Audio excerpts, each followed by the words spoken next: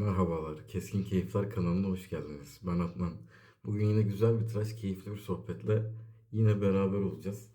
Bugünkü tıraşımız yine bir jiletli ustura tıraşı üzerinden gidecek. Çünkü geçen tıraşımız sevilmişti. Ben de araya bir alet çekip üzerine tekrar yine bir jiletli ustura tıraşı çekmek istedim. Fakat bugünkü ustura tıraşımızda farklı bir konsept var. Geçen seferki ustura tıraşımızda berber ürünlerinin kullanıldığı, yani berber ürünlerinin kullandığı ürünler ağırlıklı bir tıraş olmuştu. Bugün de kendime göre farklı bir konsept yaptım.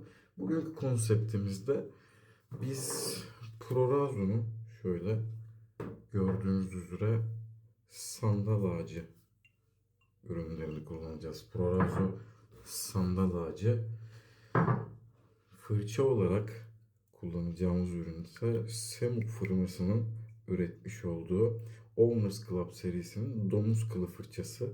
Sapı kiraz ağacından yapılma bir sap. Çok güzel bir fırça. İncelemelerine devam edeceğiz. Şu an konsept üzerine anlatıyorum. Kullanacağımız ustura ise Parker'ın sandviç tipi olan gül ağacı saplı usturası.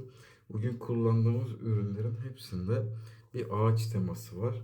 Bugün böyle seçmek istedim ben kullanacağımız ürünleri. Yavaş yavaş ürünleri anlatmaya başlarsak, yani usturadan aslında kaldığımız yerden devam edelim. Bu görmüş olduğunuz ustura, ben bugün kendisini ilk defa kullanacağım. Parker'ın SRRW modeli olarak geçiyor kendisi. Böyle gördüğünüz üzere gül ağacından yapılma bir sapı var ve çok hafif bir sap. Ben görsel olarak kendisini çok beğeniyorum. Sandviç tip bir ustura.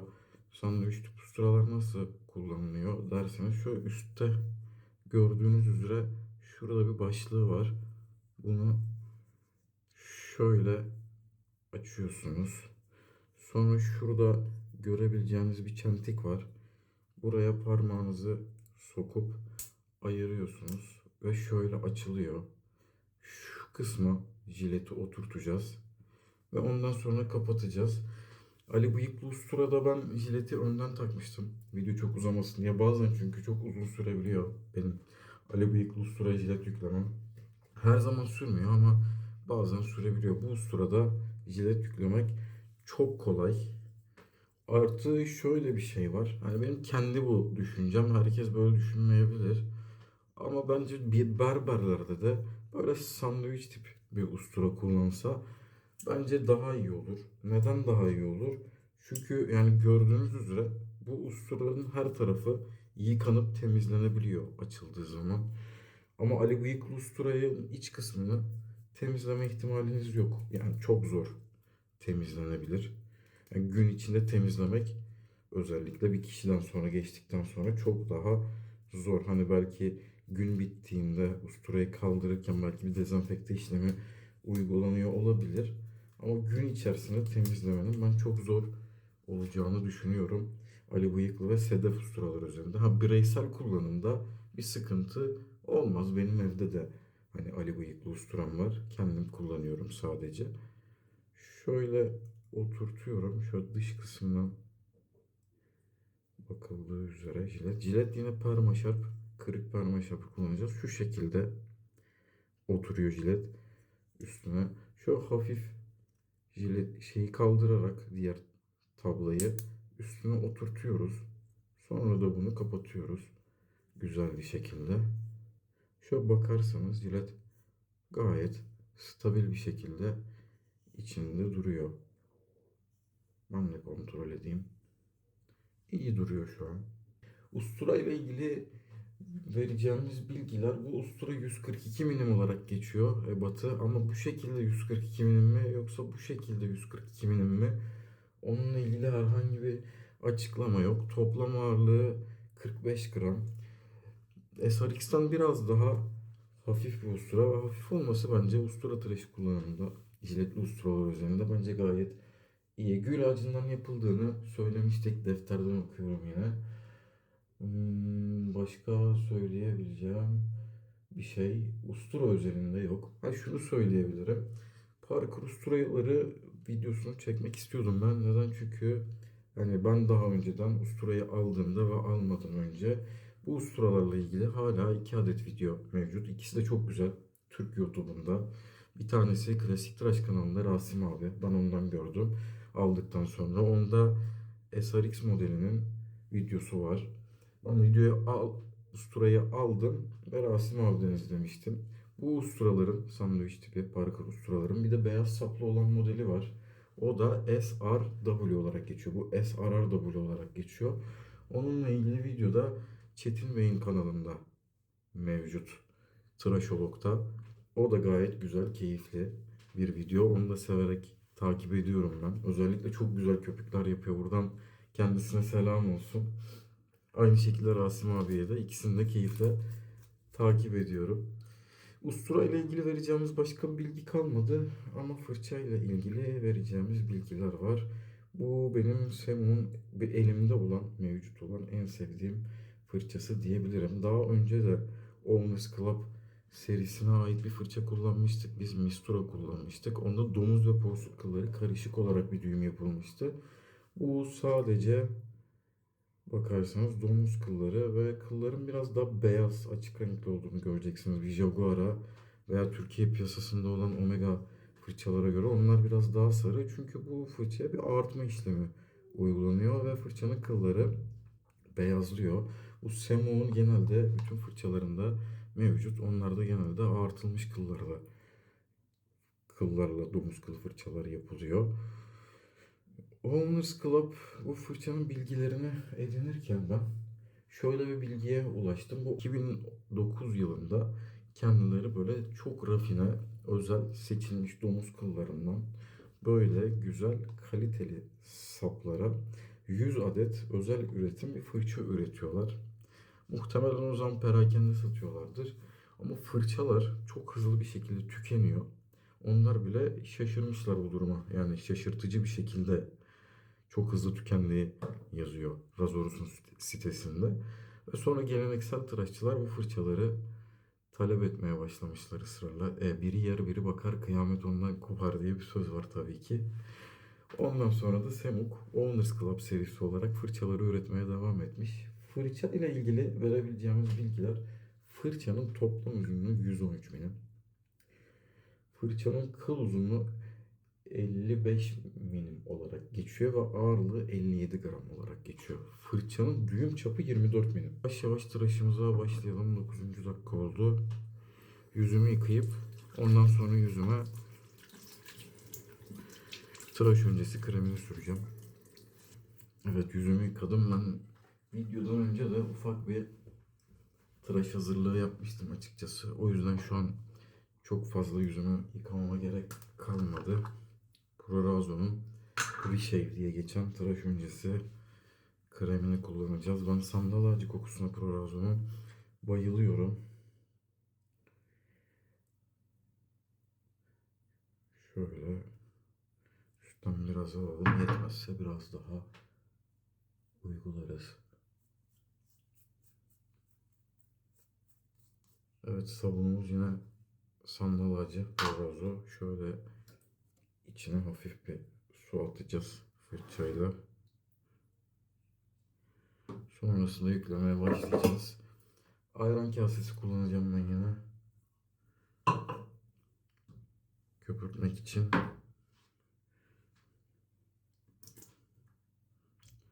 Evet, sabunumuzu yükleyelim. Bir önceki tıraşımızda Edwin Jagger'ın 316 modeliyle tıraş olmuştuk. Güzel bir tıraş geçmişti. Herhalde bir süre daha böyle gideriz diye düşünüyorum ben. Bir çift taraflı alet kullanırız. Üzerine bir tane ustura kullanırız. Elimizde kullanacağımız farklı usturalar da mevcut. Az önce göstermiştim. SRX'imiz var. Bir tane daha farklı bir jilet usturamız daha var Parker'a ait. Onu da açıkçası gayet seviyorum. Hatta şöyle diyeyim. Yani Ali Bıyıklı'dan sonra başlangıç için önerebileceğim bir ustura kendisi. Onu da kullanacağız. O da jilet yükleme açısından gayet keyifli bir ustura. Parker'ın zaten usturalarının hani hiç aletini kullanmadım. Çift taraflı tıraş aletini. O Parker'ın usturalarının malzeme kalitesi çok iyi diyebilirim. Yani bence güzel. Ha, fiyat olarak tabii ki Ali Bıyıklı'yla kıyaslanamaz ama mesela şu usturanın şu tutucu ağzının tuttuğu kısmı namlu deniyor galiba. Tamamen çelikten yapılmış. Yani o şekilde yazıyor. Diğer van modellerine de baktım. Hepsinin namlu kısmı çelikten yapıldığı yazıyor. Hani başlangıç aşaması için de güzel usturası var Parker'ın. Hani ben biraz daha para vereceğim. Daha malzeme kalitesi iyi. Jilet yüklemesi kolay bir ustura alacağım derseniz o ileride çekeceğimiz videoyu da hatta belki bundan sonra çekeceğimiz ustura tıraşımız o usturayla olur. Onu da beraber inceleriz. Bakarsınız. Hani buradaki düşünceler bana ait düşünceler tıraş olurken. Belki de sizin kafanıza yatmaz. Belki de siz gördükten sonra hayır bence bu başlangıç için doğru bir ustura değil dersiniz. Olmazsınız. Ama dediğim gibi yani benim düşüncem eğer bir usturaya yeni başlayacaksanız ustura tıraşına kullanacağınız usturanın ilk etapta biraz hafif olması gerek. Hafif olursa daha rahat kontrol ediyorsunuz.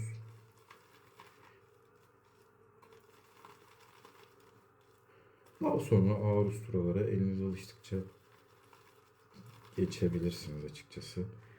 Bugün kullanacağımız SRR-W ahşap saplı model. O da bana gayet hafif geldi açıkçası. Çok ağır bir ustura değil gibi. Bakalım onu da değerlendiririz. Sabunumuz da bir yandan oluyor.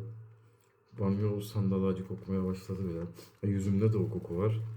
Ama köpük de kokuyor. Bu sabunu da ben bir yılı aşkın süredir kullanıyorum. Tam tarihini bilmemekle beraber ne zaman aldığını. Ben tıraştan sonra açık bırakıyorum sabunu ters çevirip. Hani kuruması için. Bitkisel özlü bir sabun olduğundan dolayı.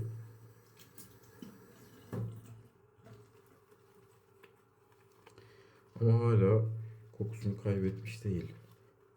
Prorazon sabunları güzel. Ha, bu arada sabundan bahsederken en son ustura tıraşımda yaptığım bir hatayı düzeltmek isterim. Ben Arko sabundan bahsediyorduk.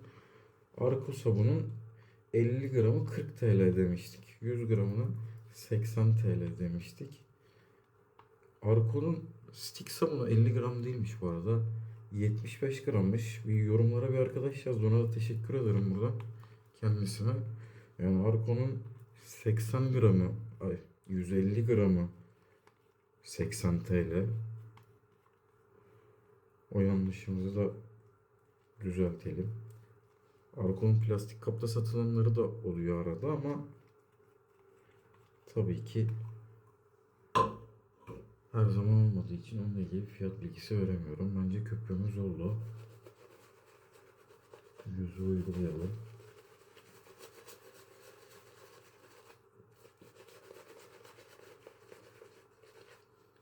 Birazcık daha su ister gibi duruyor köpük. Biraz daha su alacağız.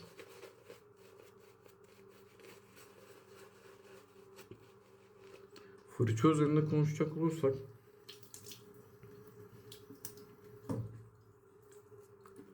Semuk Owners Club domuz, bu kiraz saplı olan modeli. Semuk'un çoğu fırçasına göre daha düşük bir omurgası var. Mesela bende 830 var ve bir tane daha Semua'ya ait domuz kıllı bir fırça var. Yani onlarla kıyaslayacak olursak omurgası bir tık daha düşük. Yumuşak bir fırça istiyorsanız omurgasız düşünebilirsiniz. Ama domuz kıllı fırçaları arasında en pahalı fırçası diyebilirim. Çünkü Owners Club serisi biraz daha pahalı. Ha, diğer fırçaları da gayet güzel ama yani ben düşük omurgalı bir fırça sevdiğim için böyle bu da benim hoşuma gidiyor açıkçası. Evet, köpüğü biraz daha ıslattık. Ve gayet güzel oldu bence.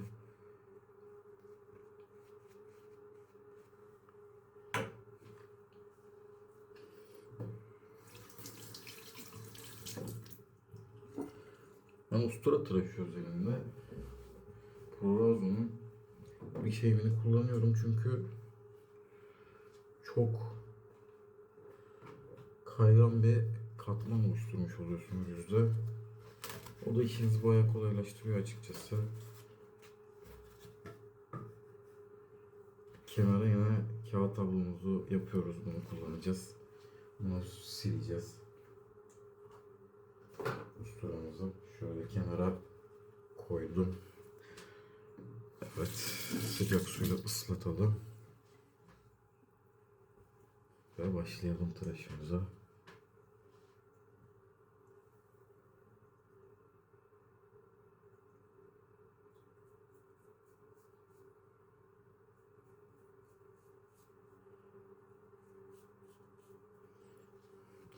Ustura tıraşında geçen tıraşta bahsetmediğimiz, bu tıraş bahsedeceğimiz birkaç konu daha var açıkçası. Hani bunları da ben tecrübe etmedim açıkçası. Okuyarak edindim bu bilgileri. Böyle normal DH aletle kullanırken yüzümüzü gerdirmiyoruz ama bir usturayla, jiletli usturayla tıraş olurken yüzümüzü olabildiğince gerdirmemiz lazım.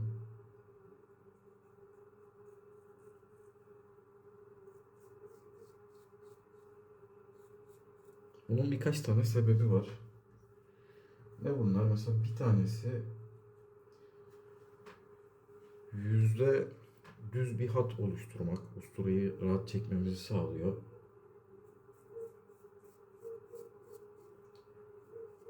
Artı şöyle bir durum var. Yüzümüzün belirli bir yumuşaklığı var. Eğer gerdirmezsek, usturayı da yüze sürersek yüzümüz bir yerde hafif bir katlanma yaptığında jilet dalma yapacaktır. Bu da büyük bir keseye yol açabilir. Yani gerdirebildiğimiz her noktada yüzümüzü gerdirmemiz lazım. Tabi gerdiremeyeceğimiz yerler de olacaktır.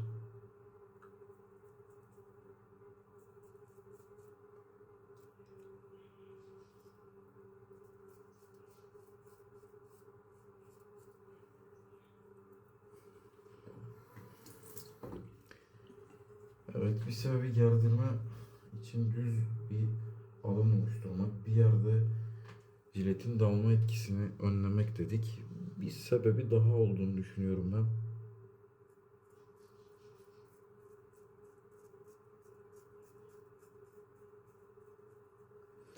Yüzümüzü gerdirdiğimiz noktada tıraş olduğumuz zaman gerdirmediğimiz noktalara göre daha yakın bir tıraş elde ediyoruz. Açıkçası.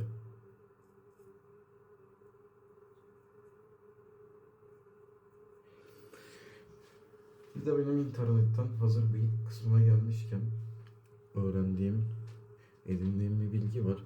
Şöyle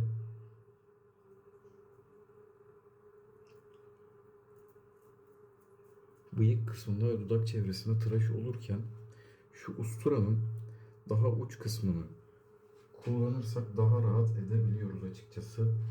Hani ben bunu internette bir berber abi var, yabancı. Siyahi bir abi. O böyle usturaları incelerken onlarla ilgili bilgi veriyordu.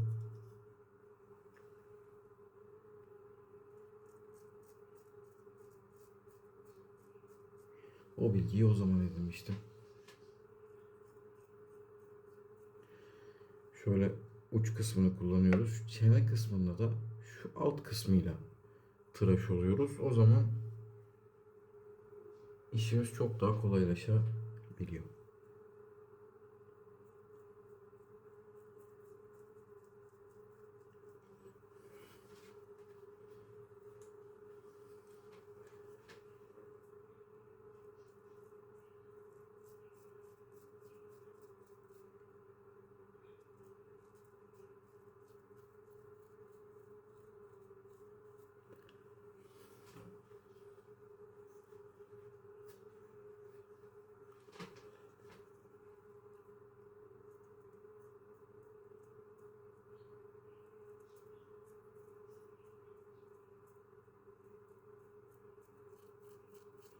Dudağa yakın bölgeler benim için en hassas bölgeler.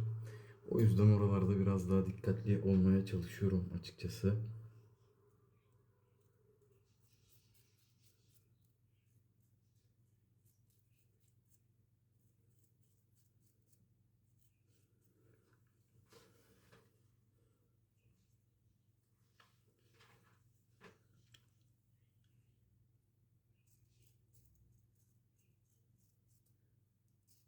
Gördüğünüz gibi çene kısmında jiletin alt tarafıyla işlem yaparsak daha rahat ediyoruz. Yani o abinin söylediği gayet doğru. Şöyle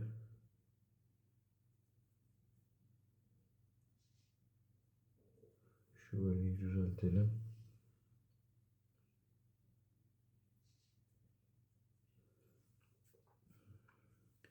Ve terse geçelim.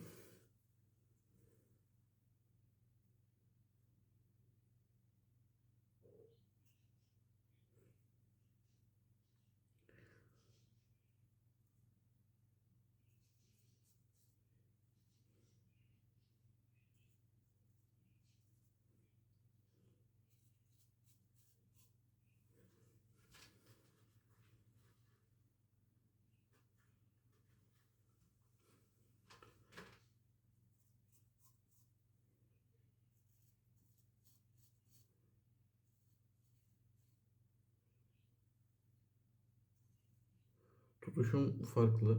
Bir önceki tıraşta da göstermiştim. Ben çift elle tıraş olmayı öğrenmedim usturada. Hani neden bilmiyorum. Bu şekilde benim tıraş olmak hoşuma gidiyor. O yüzden muhtemelen.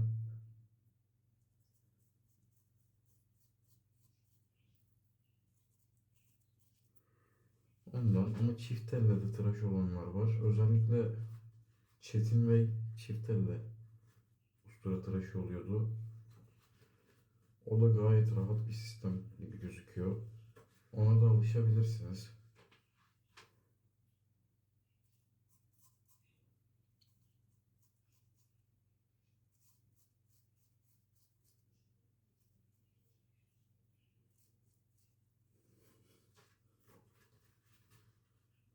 Evet, muhabbet ederken, konuşurken ters bir işlem yaptık. Ben boyun altında ilk önce bu tarafa alıyorum.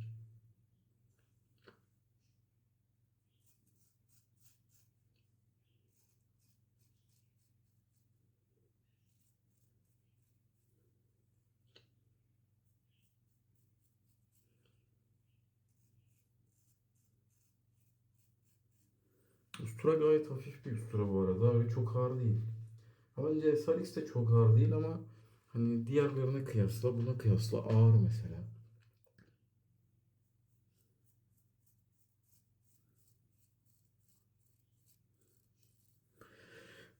Mesela Japon usturaları çok ağır özellikle. Feather Artist Club usturalar ağır usturalar. Jiletleri de farklı onların.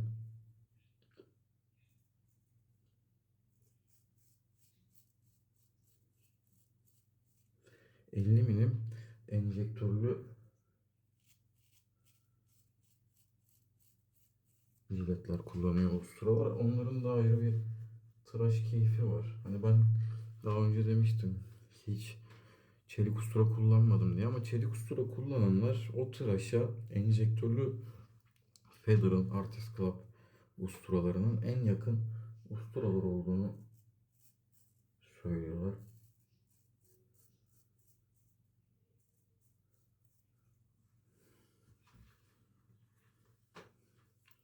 Belirli noktalarda yüzümüzde sakal kalıyor.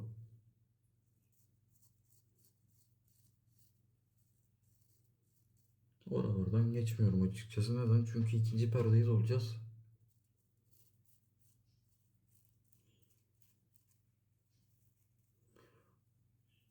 Zaten ikinci perdede giderler.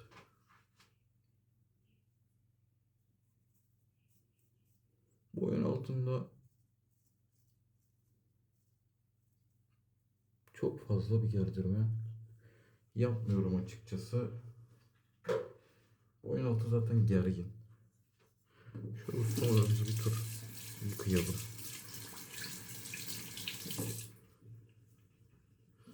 Gergin olduğu için de sadece şu alt kısımları biraz gerdirsem benim için yetiyor.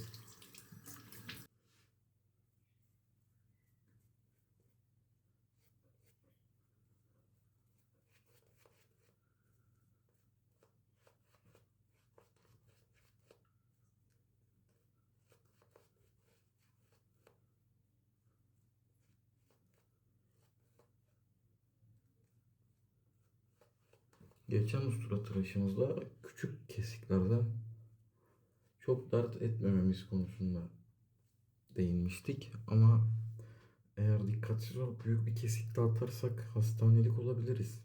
Yani o kanamayı durduramama durumumuz olabilir. Özellikle bu yüzden normal bir tıraş aletiyle tıraş olduğumuz sürece göre çok daha fazla dikkatli olmamız gerekiyor.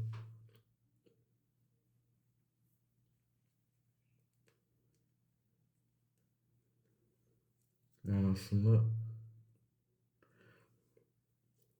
bu keyfin belirli riskleri var. Bu riskleri tıraş olduğumuz her an göz önünde bulundurarak bu tıraşı sürdürmemiz lazım bence. Yine geçen tıraştaki gibi yapacağız. Bu sefer bu taraftan buraya doğru gideceğiz.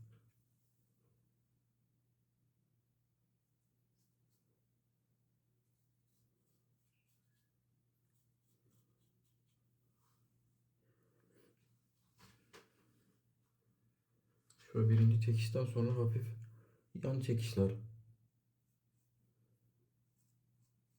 yapmaya çalışıyorum ben.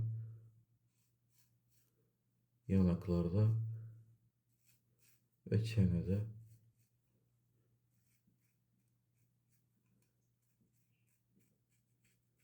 Şöyle şurada hafif bir kanama olmuş yine.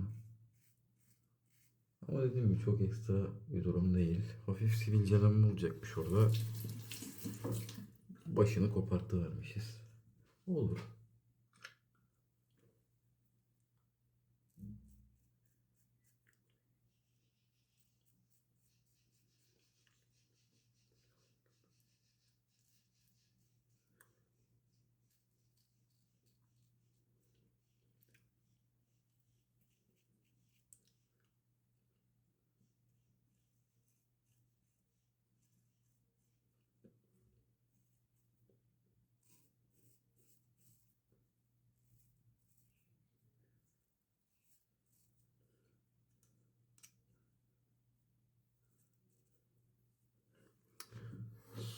Elim biraz kayganlaştı.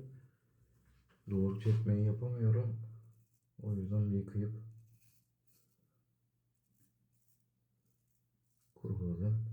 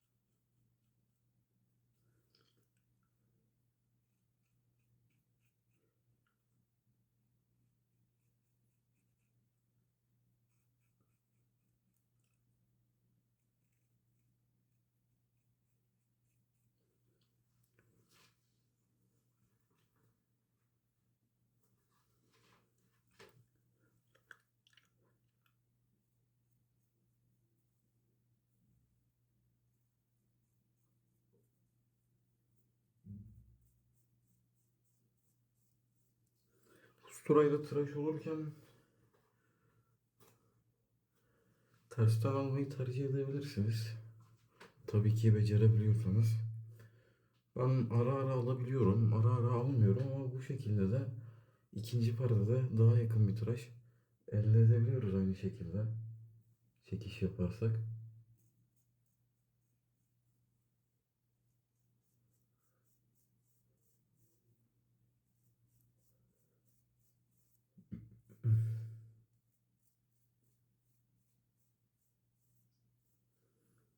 Bence gayet güzel bir şekilde ilerliyor.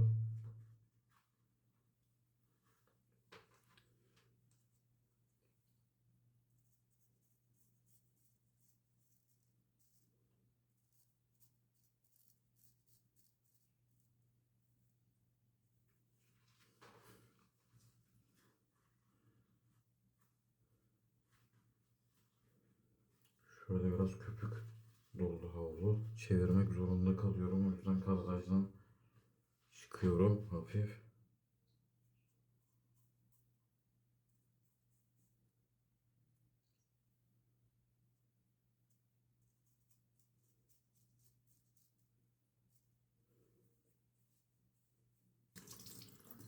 Tıraşımız tamamlandı. Şöyle bir bakalım. Yüzümüz gayet iyi durumda. Bence yarın işe hazırız. Soğuk suyla bir yıkayalım.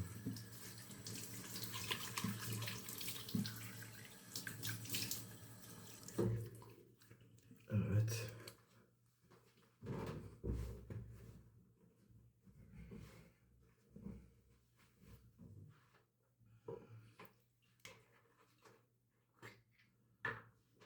Sandal ağacı losyonumuz.